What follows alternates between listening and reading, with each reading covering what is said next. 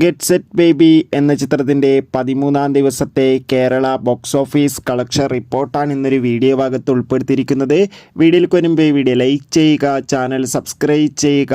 April March മാസങ്ങളിൽ അങ്ങോട്ട് ധാരാളം ചിത്രങ്ങൾ OTT റിലീസ് ചെയ്യാൻ പോവുകയാണ്. ചാനൽ ഭാഗം പരിശോധിച്ചാൽ ആ വീഡിയോയ്ക്ക് നിങ്ങൾക്ക് കാണാൻ വേണ്ടി സാധിക്കുന്നതായിരിക്കും. ഉണ്ണി മുകുന്ദൻ, ജോണി ആൻ്റണി, ചെമ്പൻ വിനോദ് എന്നൊക്കെ പ്രധാന കഥാപാത്രങ്ങളായ ചിത്രമായിരുന്നു ഗെറ്റ് സെറ്റ് ബേബി.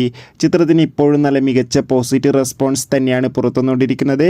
അതുകൊണ്ട് തന്നെ ഏവരുമേറെ ആകാംക്ഷയോടെ ചിത്രത്തിൻ്റെ കളക്ഷൻ റിപ്പോർട്ടും അറിയാൻ വേണ്ടി കാത്തിരിക്കുകയാണ്.